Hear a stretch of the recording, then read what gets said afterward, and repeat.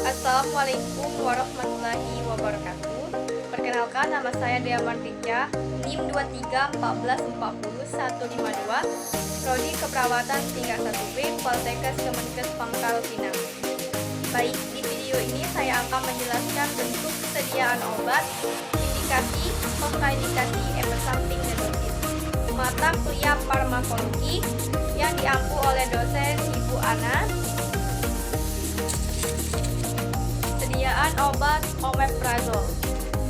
Indikasi umum, omeprazol adalah obat yang termasuk dalam kelas penghambat pompa proton, bekerja dengan menghambat enzim yang bertanggung jawab atas produksi asam lambung dalam lambung dengan mengurangi produksi asam lambung.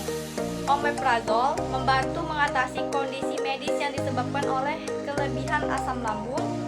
Beberapa kondisi yang didapat diatasi dengan omeprazol meliputi tukak lambung, penyakit reflux gas progresophagia atau GERD, dan kondisi lain yang melibatkan peningkatan produksi asam lambung.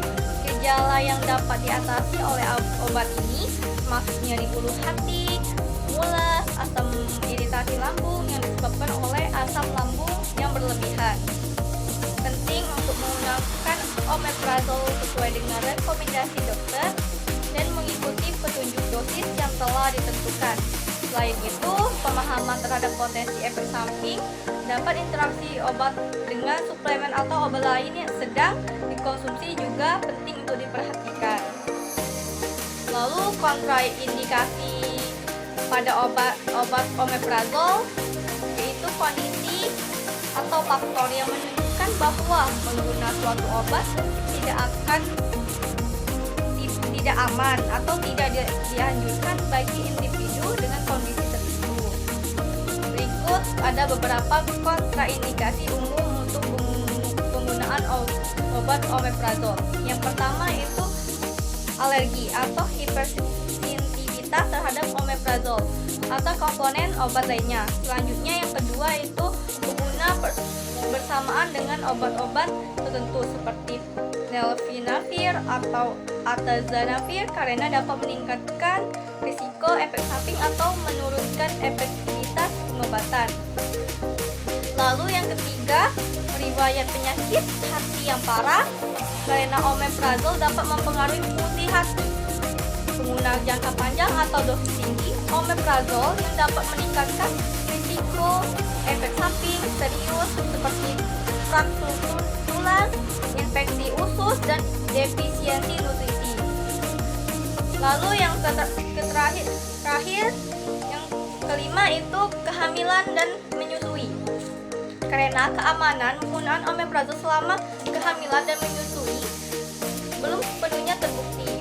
Lalu tentang efek samping obat omeprazol itu inhibitor pompa proton yang umum digunakan untuk mengurangi produksi asam lambung, meskipun secara umum dapat ditoleransi dengan baik seperti halnya obat lainnya dapat menyebabkan efek samping pada beberapa individu.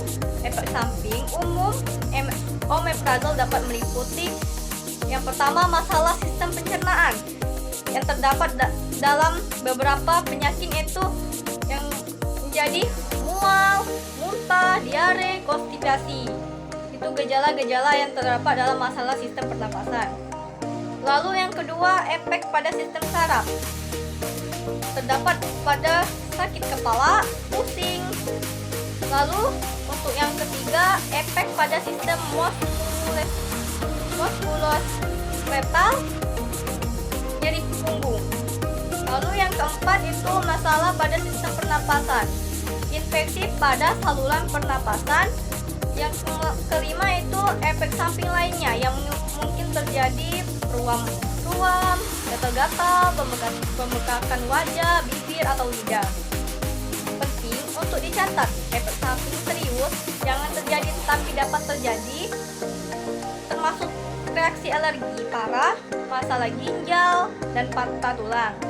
Pengguna PPI jangka panjang juga telah dikaitkan dengan peningkatan risiko kondisi tertentu seperti patah tulang punggung, penggelangan tangan dan tulang belakang, serta infeksi Clostridium difficile.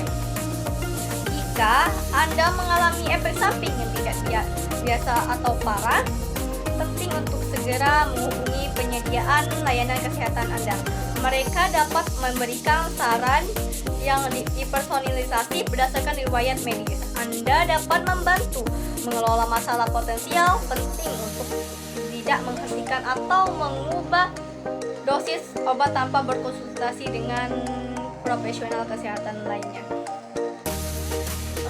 Kemudian untuk dosis pada obat omeprazol yang itu dewasa 20 sampai 40 mg satu kali sehari selama 4 sampai 8 minggu.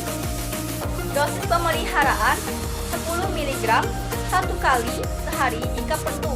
Dosis pemeliharaan dapat ditingkatkan anak usia 1 tahun dengan berat badan 10 sampai 20 kg. 10 mg satu kali sehari selama 4 sampai 8 minggu. Baik, mungkin itu saja yang dapat saya sampaikan.